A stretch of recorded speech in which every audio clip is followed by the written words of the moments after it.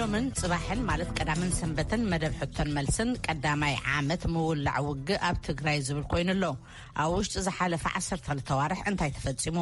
ንርከበሉ መድረኽ ከመይ ይግለጽ ካብዚ ኸናበይ ዝብሉን ዝተኣሳሰሩ ነጥብታትን ምስ ዝለኣኽኩምልና ሕቶን መልስን ኣጋይሽና ከነቕርበልኩም ኢና ኣጋይሽና ካብዚ ካብ ኣሜሪካ ዶክተር ግላውዲዮስ ኣርኣያን ካብ ኖርዌይ ኢንጂነር ግደይ ዘርኣጽኑን እዮም በትረ ስልጣን ዓዲሞም ናብኡ ክሕልፈኩም ክብረት ይሃበልና ኣጋይሽና ዶክተር ገላዲዮስ ኣርኣያን ኢንጂነር ግደይ ዘርኣጽዮንን ኣዝየ ዘመስግነኩም ብቁም ነገርን ኮኔልናን እናራኺብናኩም እዚ ኮል ኢን ሾው ንብሎ ወይ ከዓ መደብ ሕቶን መልስን ንሰማዕቲ ዘሳትፍ መደብና እዩ ክጅመር ከሎ ቦካር ተሳተፍቲ ክልቲኹም ኢኹም ነርኩም እሞ ዓመት ኮይኑወሎ ውግእ ናይ ትግራይ እውን ስለዚ እንድሕሪት ምልስ ኢልና ንምግምጋምን ዝነበረኩም እምነትን መርገፅን ዝሃብኩሞ ርእቶ ናብ ግምት እቲና እውን ቀጻሊ ከመይ ክኸውን እዩ ዝብል ንምዝራብ እዩ ዓዲምናኩም ስለዚ ከመስግነኩም ደሊ ክልቲኹም ንሕና እውን ነመስግነካ ብዘትረ ዓደምካና ክብረት ይሃበልና ጽቡቕ እሞ ከምቲ ዝበልክዎ ሎሚ ዓመት መልእዎ ኣሎ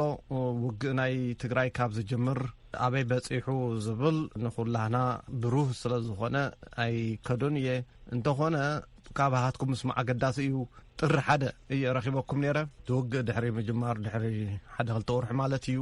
መልስልኩም ምስቲ ዝነበረና ኩነታትን ምስቲ ዘለናይ ኩነታትን ኣነጻጺርኩም ከመይ ምገለጽኩም እንታይ ክትብሉ ትኽእሉ ሕፅር ኣቢልኩም ንምእተው ምእንታን ክትኮነና ዶክተር ግላዲዮስ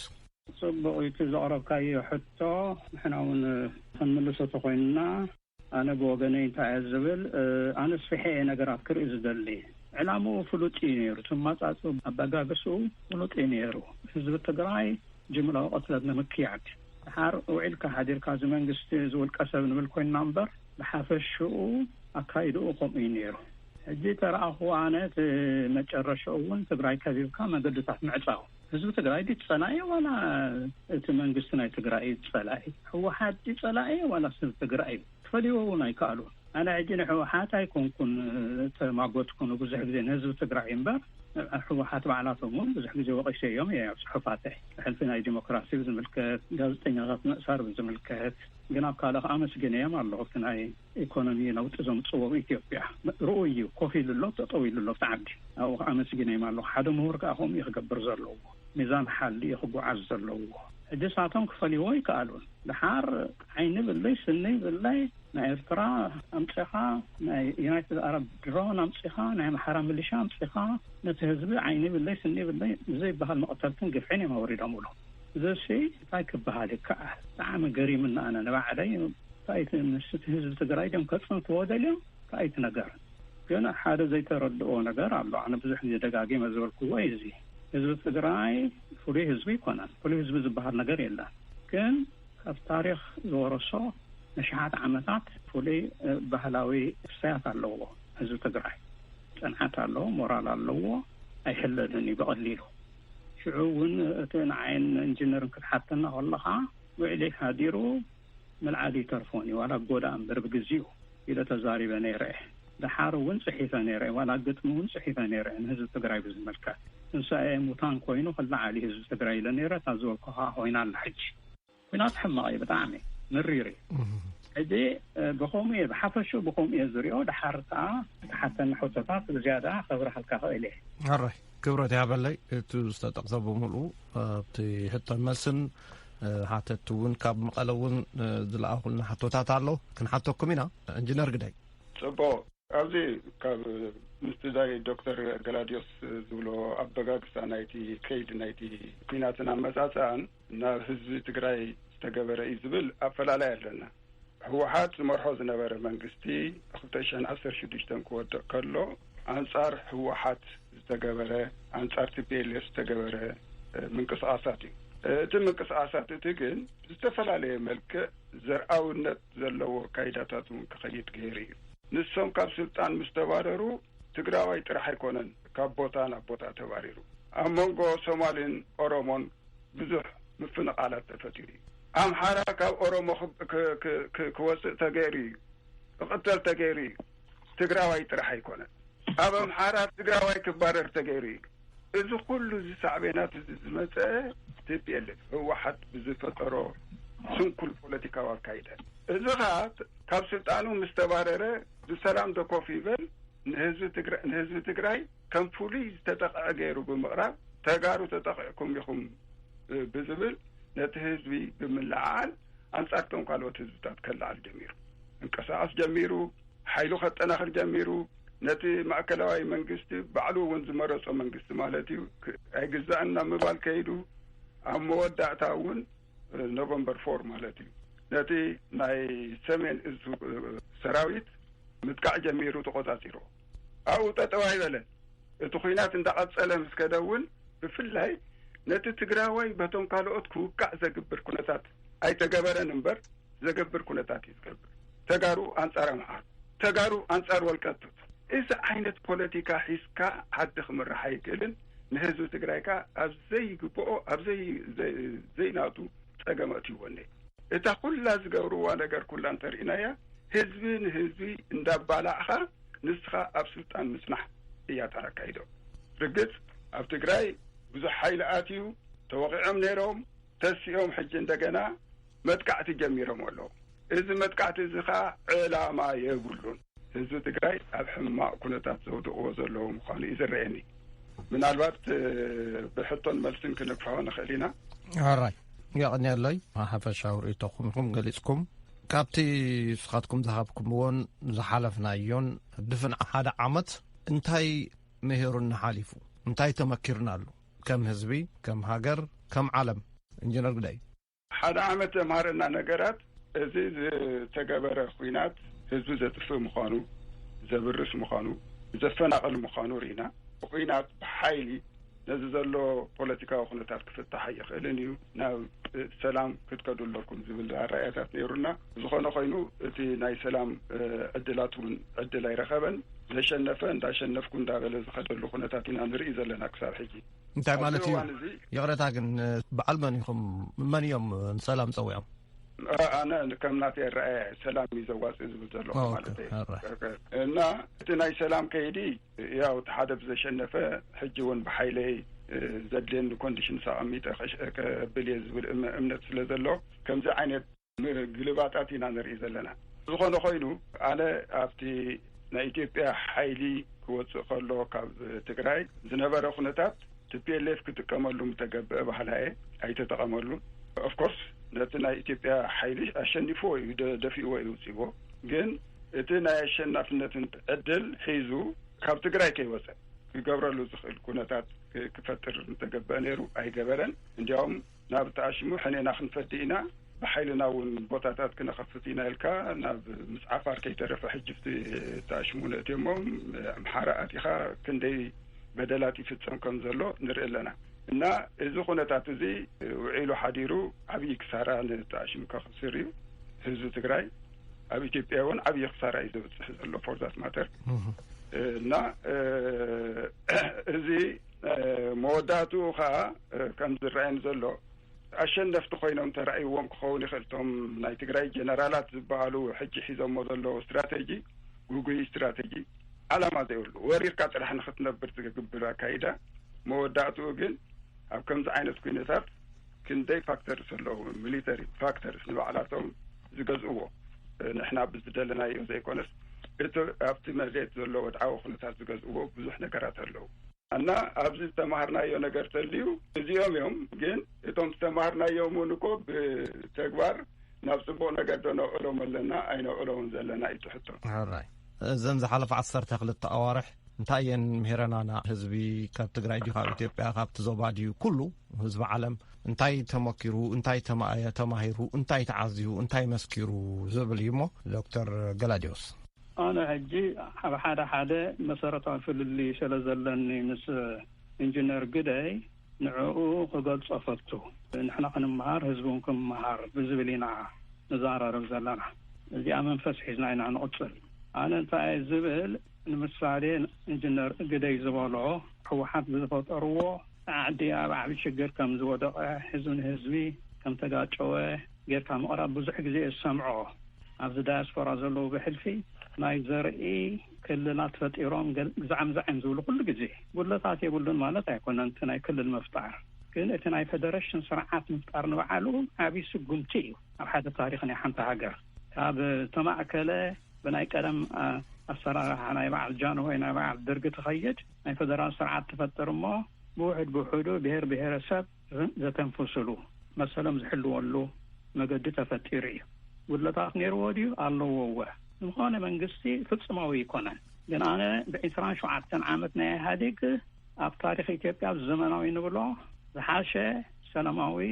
ግዜ ዝነበረሉ ግዜ እዩ እንዲያውም ተዓድጉም ናበልፀገ ኸይዱ ነይሩ እዩ ሳቶም ናይ ጸልማት ዘመን ነይሩ ዝብሉ ናይ ጸልማት ዘመን ሕጂ ይመጽኡ ብኣብ ግዜ 27 ዓመት ጸገማት ነይሩ እዩ ግን ብዙሕ ረሃዋኻ ነይሩ እዩ ካብኡ ተኻልእ ቁሩብ ፍልይ ዝበለ ርእይቶ ዘለኒ ምስ ኢንጂነር ሕጂ ዘሎ ናይ ትግራይ መከላኸሊ ሓይሊ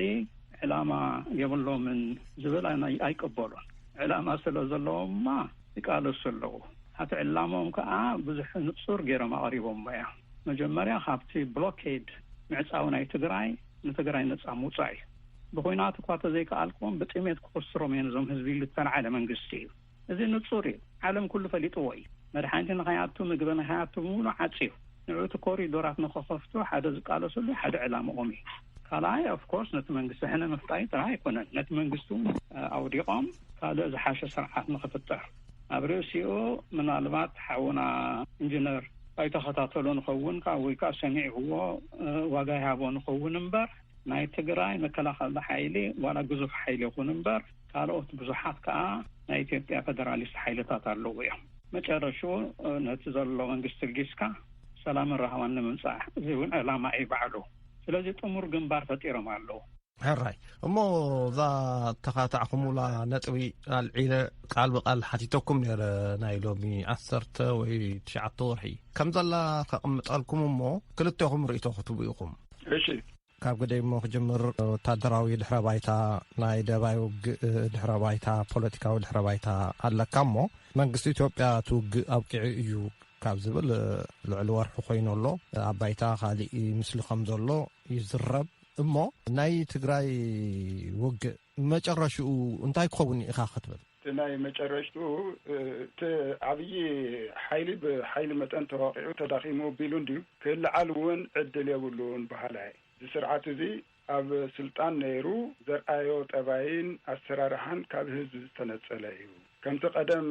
ጉሬላ ወርፌር ኣልዕልካ አንጻር ደርጊ ዝተገበረ ቃልሲ ከምኡ ክኸይድ ዝኽእል ኣይኮነን ወዲቑ እዩ ኣይልዓልን ልክዕ ከም ታሚል ከምኡ እዩ ዋንስ ንባዕሉ ኤክስፖዝ ገይሩ ዘይኸውን ምዃኑ ብህዝቢ ዝተነጸገ ምዃኑ ርኢ እዩ ባህላይ ኣብዚ ተወሳኺ ብወገንቲ ዘሎ መንግስቲ ከዓ ኣብ ተጋሩ ከርእዮ ዝኽእል ፖለቲካዊ ለውጢ ዓብዪ ግደ ኣለዎ ስለዚ ንሱ ከዓ ተታሒዙ ስለ ዘሎ ሕጂ ነቲ ፒኤልኤፍ ባይታ ዝፈጥር ኣይኮነን ባህላኤ እዚ እቲ ከይዲ ናይ ኩነታት ኣብ ትግራይ ዝኸውን ርግፅ ብንኣሽቱ ዩኒትስ ሓፂር ግዜ ፀገማ ይፍጠርን ማለት ኣይኮነን ግን እቲ ህዝቢ ክቆፃፀር እዩ ኣብ ዘለበል ናይ ህዝቢ ቁፅፅር ዝኣብቲ ግደይ ቃፅር እሺ በቲ ኣብቲ እዋንቲ ዝነበረ ኩነታት ከምቲ ዝበልክዎ ንሱ እዩ ነይሩ ግን ዝና ሕጂ ዘሎ ኩነታት ክሪኦ ከለኹ ጌጋታት ኣለዎ ትኽክል ኣይኮነን ደፍኒትሊ ንምንታይ ትኽክል ኣይኮነን ክንብል እንተቢልና ፅቡቅ መስለኒ ኣብቲ እዋን እቲ ብዙሓት መራሕቲ ተቐቲሎም ወይ ተታሒዞም ተማሪኾም ዕሪ ተዳኺሙ ኣብ ዝነበረሉ እዋን ብወገን መንግስቲ ብዝተገበሩ ድኽመታትን ኣብኡ እውን ቲፒኤልኤፍ ተዓፃፃፋይ ብዝኾነ መንገዲ ዝፈጠሮ ፖለቲካል ማኒቨርስ ነቲ ህዝቢ እንደገና ከሰልፎ ክኢል እዩ እቲ ጌጋታት ዝብሎ እንታይ እዩ ኩሉ ግዜ ዝብሎ እዩ እቲ መንግስቲ ኣሸኒፉ ይሕዝቶ ኣይሕዝን ነቲ ህዝቢ ከመይ ገይሩ ይሕዞ ዝብል እውን ኣገዳሲ እዩ እና እንታይ እዩ ኩናት እንዳተኻየደ ከሎ ኣብቲ ህዝቢ ኣተሓዛ ዝግበር ዝነበረ ዝተፈተነ ናይ ምምሕዳር ኣካይዳታት እዚኦም ብዙሕ ድኽመታት ጣርዮም ኣብ ርእሲኡ እውን ቲፒኤልኤፍ ፖለቲካሊ ብፍላይ ኣብ ሚድያ ነቲ ህዝቢ ክልዓልን ተበዲለ ዝብል ስምዒት ክሓድሮን ናብኣቶም ክጎርፍን ገይሩ እና ኣብዚ ዓበይቲ ድኽመታት ያው ብናይ ኤርትራ ሓይሊ እውን ነይሩ ብናይ ኢትዮጵያ ሓይሊ እኳ ብዙሕ ኣይነበረን ግን እቶም ዝተገበሩ ድኽመታት ኣዕሪ ክጋውሖን ከጋንኑ ምስኡ ገበናቱ እውን ስለ ዝነበሩ ሰብ ዘየፈላላይ ምቕታል ገለ መለታት እዚ ነቲ ህዝቢ ክጭክን ገይርዎ ናብቲ ፒኤልኤፍ ክጎርፍ ከም ዝገበሮ የርኢ እና ሓደ ምክንያት እዚዩ ካላይ ኣብ ናይ ነዊሕ ናይ ኩናት ከይዲ እቲ ሚሊተሪ እንዳተዳኸመ ኸይዱ ተሸኒፉ ይወፅዩ ካብ ትግራይ ኣሸኒፎም ወይ እዚ ምንም ዝካሓድ ነገራት የብሉ ክሳብ ሕጂ እውን ጠጠው ምባል ኣብይዎ ዘሎ እቲ ሰራዊት እዚ ሓደ ምክንያት ምንም ምክንያት የብሉን ሰምዓና ሰብ ግን ኣነ እውን ንኣብነታ ድምፂ ናይ ኣሚ ከስማዕካ ከለኹ ከምኡ ዓይነት ገምጋም ሂብካና ጌጋ ነይሩ ወልካኒ ሎሚ እዚ ንቐጻሊ ትበኒ ዘለካ ገምጋም ክሳዕ ክንደይ ርግፀኛ ክኾነሉ ክእል ክትጋገዶ ትኽእል ዝብል ሕቶ የበግሰለይ ቦ ብርግፀኝነት ከምኡ ዲ ክኸውን ኢኻ ትብለን ዘለኻ ወይስ ክኸውን ይኽእል እዩ ክጋገ ክእል እየ ብገምጋመይ ኢኻ ትብለን ዘለኻ ወይል 100% ሹር ክኸውን ኣይክእልን ግን ናይ ኩናት ሕጊ ክንርኢ ከለና ማለት እዩ ምዝና ሕጂ ኣካይዳ እንድሕር ንሪኦ ዘለና ኮይና ናይ ኩናት ሕጊ እቲ ህዝቢ እንድሕር ዘይተቐቢሉካ እሞ ከም ሓይለ ለመጀመርያ ግዜ ሸኒፍካ እንተኣትኻውን ኣብ ነዊሕ ግዜ እንዳተመናመንካን እንዳተበተንካ እንዳተወቃዕኻን ኢኻ ትኸይድ ከምቲ ናይ ኣብይ ሓይሉ እውን ናይ ኢትዮጵያ መንግስቲ ሓይሉ እውን እንዳተዳኸመ ዝኸደ ኣብ ትግራይ ከምኡ ናይ ዚኣቶም እውን እንዳተዳኸመ ኸይድ እዚ ትከታተልዎ ዘለኹም መደብ ሕቶን መልስን ቀዳምን ሰንበትን ዝመሓላለፍ እዩ ኢንጂነር ቴሌቪዥን ዘሕልፎ ቴሌቪዥን ትግራይ ማለት ወይ የጋጊዩና የደናግሩና ኣለው እቶም ጋዜጠኛታትን ሚድያን ወይ ንሕና ብጌጋ ንትርጉሙ ኮይኑሉ ህዝቢ ከም ዝቕበሎም ዘሎ ኮምቦልቻ ነብደሴን እውን የቃልሕ ነይሩ እሞ ሓሶት ድዩ የዳናግሩና ድዮም ዘሎ ወይስ እንታይ እዩ ካብ እቲ ናይ ኣምሓራ ከባቢ ሒዝዎ ዘሎ ህዝቢ ደገፍ የብሉ ምክንያቱም ኣትዩ ክስደዱ ገይርዎም ኣሎ ንብረቶም ክበርስ ገይርዎ ኣሎ ኣንስቲ ክዕመፃ ይገብር ኣሎ እንስሳ ከይተረፋ ቀተላ ይግበር ኣሎ እዚታት እንዳረኣየት ህዝቢ ክዕመፅ እዩ ናይ ግድን ስለዚ ነዚ ህዝቢ እዚ ከም ማሕደር ኢሉ ይኮነን ዝመፅእ ዘሎ እዚ ሰራዊት ዘበለኒ እውን እሱ ከምቲ ህዝቢ በልዎ ካብ መጀመሪኡ እውን ሕነ ክንፈዲእና እዩ ዝብል እንታይ እዩ ሕነ ምፍዳይ ማለት ኣብ ልዕሊ መን እዮም ሕደ ክንፈዲእ ዝብሉ ኣብ ርእሲ ኣምሓራ ኢሎም ኮይም ባዕሉ ጌታቸው መጀመርያ ምስኣተውን ተዛረቦ ኮይ ዶክተር ገላዲዮስ ወል ፍልይ ዝበለ ርእቶ እዩ ዘለኒ ሓደ ሕነ ምፍዳይ ገለመለ መቸም ኣነ እኳ ብዙሕ ዝዕግበኒ ይኮናል ኣብ ትግራይ ዝተገብረ ግፍዒ ኣብ ማንም ዓለም ኣይተገብረን እንዲያውም ኣነ ሕጂ ክሪኦ ከለኹ ብተነፃፃሪ ክሪኦ ከለኹ እቲ ናይ ትግራይ መከላኸሊ ሓይሊ ዲስፕሊን ዘለዎ እዩ ከምቲ መከላከያ መፅኡ ሚሊሻ ዝገበሮ ናይ ሻዕብያ ዝገበሮ ህዝቢ ትግራይ ዝገበሮ ግፍዒ ኣይገበሩን ሓሊፉ ጉድኣት ከምፅኡ ኩናት ይመቸም ዝፈርስ ኣባይቱ ኣሎ እቲ ክርስቲያናት ከይተፈረሰሎ ሕርሻታት ክቃፀል እዩ ዘሎ ነገር እዩ ግን ኮነ ኢሎም ሕንን ምፍላይ ኣይኮኑን ከይዶም ንሪኦ ከለና እሱ ይኮነ እቲ ነገር ግን ኣብኡ ዘሎ ህዝቢ ሪኦም ኣሎ ገለገሊኦም እንዲያውም መስጊኖም ሓደ ኢንተርቪው ዝረኣኽቦ ናይ ሓረስቶት እቶም ሓረስቶት ኣብ ንዓፅ ዘሎ ግዜ ኢና ከመፂኹምና እንዲያውም ሸፋቱ ዝከባቢ ስለ ዘለዉ ኳዕ መፀኹምልና ኢሎም ኣብ ከሚሴ ዝበሃል ዓዲ ህዝቢ ብዕልልታ እዩ ተቐቢልዎ ፈሪሑ ይኹን ካልእ ጉዳይ ግን ደገፉ ርኢ እዩ እቲ ህዝቢ ሓንቲ ካልእ ግን እዛ ሕጂ ሓወና ኢንጂነር ክብላ ፀንሐ ብናይ ሕወሓት ፕሮፓጋንዳ ይኩን ተላዒሉ ህዝቢ ትግራይ በቲ ዝወረደ ግፍዒ እዩ መጀመርያ ምስኣቱ መንእስያት ብዘይ ዕረፍቲ ይቀትሉ ነይሮም ሻዕብያን መከላከያን ናይ ኢትዮጵያ ግፍዒ ስለ ዝበዝሖም ውሒዞም ከይዶም ነቲ ናይ ትግራይ መከላኸሊ ተፀንቢሮሞ ማለት እዩ ኣብ ትግራይ ተገብረ ግፍዒ እኮ ካልእ ዓለም ኣይተገብረን ደቂ ኣንስትዮ ጥራይ 10600 ተዓመፃ ምዕማፅ ፀይካ ኣይኮና ኮምፕሊትሊ ዲስትሮዮም ገይሮማ ሰብ ንኸይኮና እዮም ገይሮማ ካብ 70,000 ላዕሊ ተሰደደ ካብ 1 ሚልዮን 2 ሚልዮን ተፈናቀለ እንታይ ከተሪፍዎ ድዩ ትግራይ ስለዚ ባዕሉ ተላዒሉ ህዝቢ ኸይዱ ንበረኻ ዝኣተወ ብሕልፍቲ መንእሰይ በቲ ዝወረደ ግፍዒ እዩ ኢንጂነር ኣብ ሓንቲ ነጥቢ እንደገና ርእቶ ክትብደለካ ኣለኹ ህዝቢ ከምቲ ዝበልካዮ ብበዝሒ ይኹን ብዋሕዚ ናብ ሕወሓት ዝተፀንበረ ወይ ከዓ ናብቲ ቃልሲ ዝተፀንበረ ናብቲ ውግእ ዝተፀንበረ ሕወሓት ስለ ዘታለሎ ድዩ ወይስ ግፍዒ ስለ ዝበዝሖን ስለ ዝተፈፀሞን ዝተፈላለየ መርገፅ ኣለኩም እሞ ሓደ ስዳሮ ተኸድኩም ኢለ ኣብቲ ሕጂ ዝቐረበ ተኣሽሙ እኮ ንሪኦ ኣለና ብዙሕ ዝተጋነነ ነገራት ኣሎ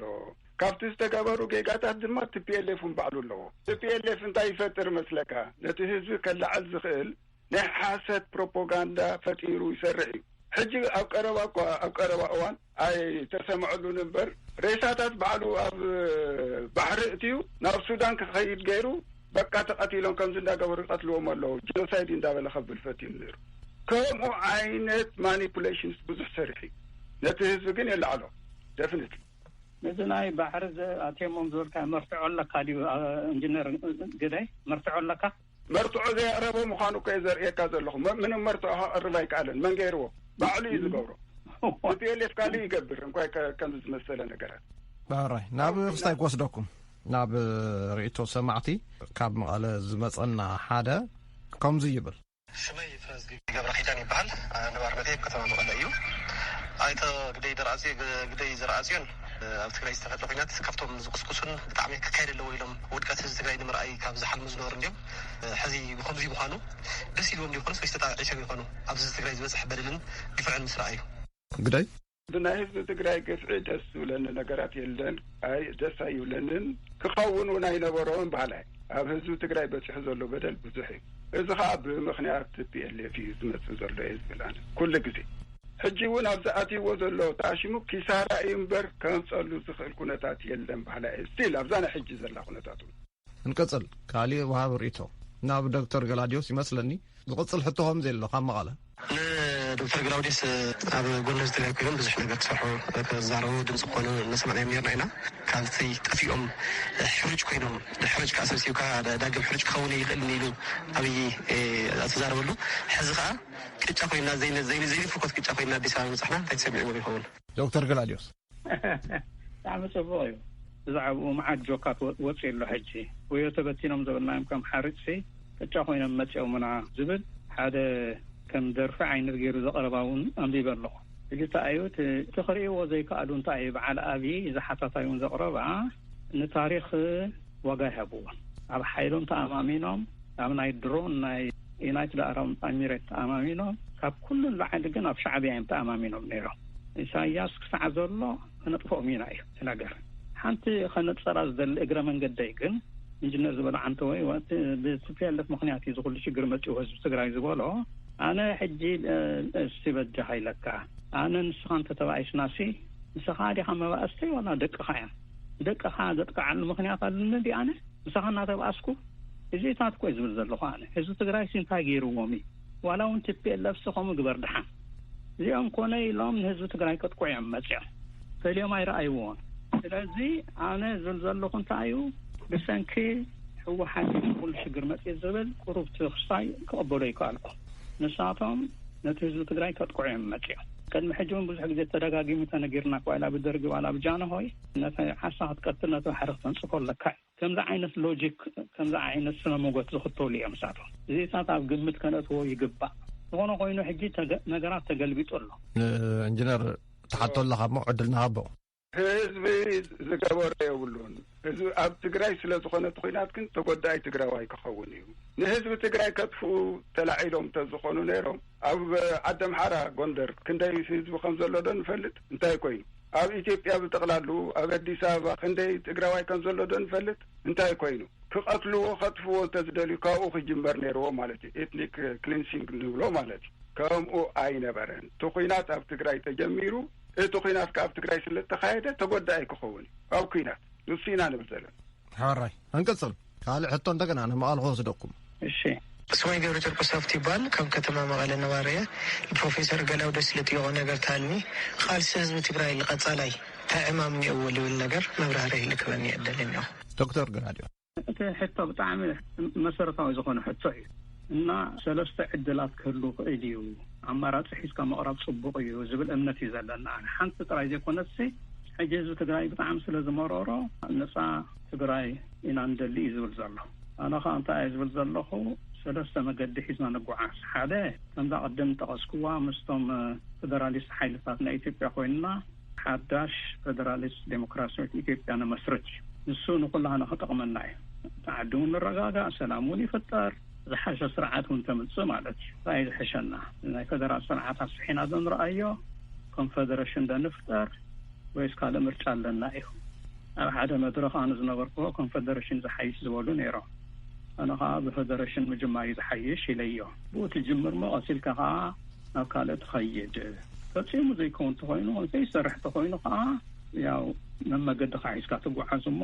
ነፃ ዝኾነ ሃገራት ይፍጠራ ማለት እዩ ከምኡ ኢለ ዝኣምን ኢንጂነር ግደይ ብርኢቶ ክትበልዓ ትኽእል ኢኻ ጽቡቕ ርእይቶይ ካብ ዶክተር ገላዲዮስ ዝቐርብ ኣሎ ግን ኣነ ናይ ዶክተር ገላዲዮስ ፕሬሚስስ ናይ ፌደራል ስርዓት ኣብ ኢትዮጵያ ብቲፒኤልኤፍ ነይሩ ዝብል ኣረኣያ ጉጉይ ምዃኑ ጥራሕ ክዛረብ هراي عمي حتيتكم يعني خلتكم ذا حتى زيها كلتهم كم زيلكم نلهم كسمعكم دمصكم مو عندنا ختملسوا لهم سلام كفتر منتي من جستي أنا حتى لبام تقولين ويك أم خرطي كله وناي أبي من جستي تاي كبل الله سلام عليكم الساعات كفتر دلنا مولي إثيوبيا أتدرى كي كرفه الذي بس كلهم كم زرار ندلينا أنا تزقون أم خرناي أبي سلام كفتر منتي ولا ويانون عدينكم أزاربون هندزي تقاومتي بالرأي بتحساس أخذ على لندر هندزي لا يركا خطفوا إلكا تراي مقعس ويانون كمقرؤهم تموكيرهم لذي ساعات زخن زارة رندر لنا نسلام يبهار نحار ناي سلام نقر مسفتركا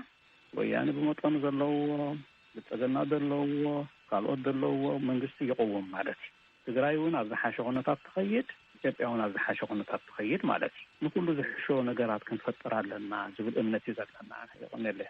ይቕኒለ ዶክተር ገላዲዮስ ኢንጂነር ግዳይ ኣብ ኢትዮጵያ ንኩሉ ኣሳታፊ ዝኾነ ስርዓት ክመጽእ ክግበር ኣለዎ ዝብል እዩ ሙሉእ ይሰማዓሉ ምስ ህወሓት ግን ብሕጂ ፀዊዕካ ናብ ታሽሙ ክመጹ ኣለዎም ዝብል እቲ መድረኽ ባዕላቶም ዓጽዮሞ ዝተወደአ ስለ ዝኾነ ንዕኦም ኣብዚ እዋን እዚ ዝዕደመሉ ምክንያት ውን ኣይረአየንን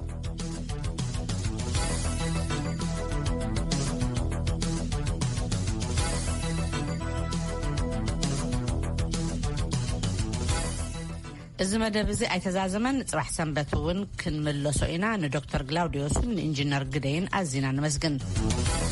ፓኪስታን ክሳብ 2023 10 ቢልዮን ፈልሲ ኣግራብ ክትተክል ትብላላ ካብ ዓለም ካብ መንጎ ንለውጢ ክሊማ ዝያዳ ዝተቃልዓ ዝበሃላ ሃገራት ዓለም ሓንቲ ምዃና ዝንገረላ ፓኪስታን ነቲ ዕናዊ ሳዕቤን ለውጢ ክሊማ ንምውጋእ ነቲ መደብ ከም ዘውፅአት ገሊጻላ ኣብዚ ዝሓለፈ 8 ዓመታት እውን ልዕሊ 3 ቢልዮን ፈልሲ ምትካሎም ሰበስልጣን ፓኪስታን ይገልጹ ኣመወዳእታ ደቡብ ኣፍሪቃዊ ጸሓፊ ደሞን ጎልጎት ነቲ ድሕሪ ሽልማት ኖቤል ስነ ጽሑፍ ዓብዪ ተቐባልነት ዘለዎ ሽልማት ቡከር ተዓዊትሎም ንጋልጎት ናብ ሽልማት ዘብቅዓቶ ደ ፕሮሚስ እትብል መጽሓፍ እያ ንሳልሳይ እዋኑ ነዚ ሽልማት ዝርቋሕ ዘሎ ጋልጎት ልዕሊ $68,000 ክሽለም ከሎ ስሙ ድማ ኣብ መስመር ቀዳሞት ተዓወቲ እዚ ውድድርን ድሕራይ ድማ ሽልማት ኖቤልን ዝኾኑ ደቂ ሃገሩ ናዲን ጎርዲመን ጂኤም ኮቲዝን ይጽምብራሎ ጋልኮት ተዓዋቲ ምዃኑ ድሕሪ ምፍላጡ ተዓዋቲ እዚ ሽልማት ምዃነይ እዚ ዓመት ንኣፍሪቃውያን ጸሓፍቲ ጽቡቕ ዓመት ኮይኑሎ ነዚ ሽልማት ድማ ንስለቲ ዝተነግረን ገና ዘይተነግረን ዛንታታት ኣወፊዮ ኣለኹ ኣነ እውን ኣካሎም ስለ ዝኾንኩ ዝተፈልጡን ገና ዝግብኦም ክብሪ ዘይረኸቡን ኣፍሪቃውያን ጸሓፍቲ ኣለዉ ብዙሕ ዘይተነግረ ዛንታታት ስለ ዘሎ ድማ ምስማዕ ኣይተቋርጹ ክብል ተላቢዩ ሶማልያዊት እንግሊዛዊት ናዲፋ መሐመድ ካብቶም ናይ መጨረሽታ ሕጽያት ናይዚ ውድድር እያ ነይራ ዓም እውን ብተመሳሳሊ ኢትዮጵያዊት ኣሜሪካዊት መዓዛ መንግስቲ ንመጨረሻ ሕጸ እዚ ውድድር በፂሓ ነይራ ሓፈሻዊ ዜና እዚ ፍጸም صباح صعب نرحبكم بار مني أفورقي سلام ليتي دحان حدرون